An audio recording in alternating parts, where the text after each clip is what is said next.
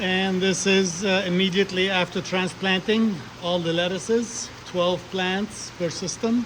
So as a reminder, these were planted here initially, and these were just planted today here, moved from the Dutch bucket to here. Today is December 25.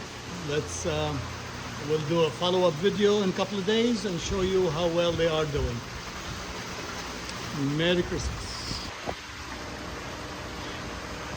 Merry Christmas, everybody. Today is December 27, as promised, 2 days after transplanted the lettuce from the Dutch bucket over there to my aquaponic systems. I'm done with the research. There was an empty spot here. I know I need to have plants in an aquaponic system all the time. You cannot run it without plants. The pH will go crazy, will drop too much. That's why this lettuce that's way past prime is still there, because it's the holidays and I'm, don't want to leave it empty. So I transferred lettuce from there to here, and you saw the videos. This is the follow-up 2 days after, and you see the lettuce are doing well. Some leaves look wilted to me, but they're all alive.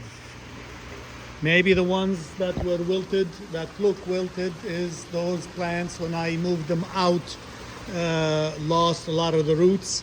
Like this, to me, it looks a little bit wilted, but still alive. It's gonna recover. This looks a little wilted, but this center is still alive. Maybe the older leaves are struggling. So maybe not planted too deep. That's a possibility. But otherwise, I would call this a success.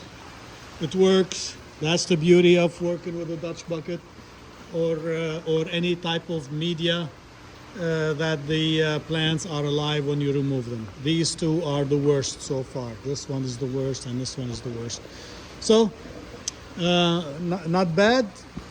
My idea of keeping the system running by having fill the plants instead of just cutting them from the Dutch bucket system and throw them away, just put them here to get more use out of them and to benefit the aquaponic system did work.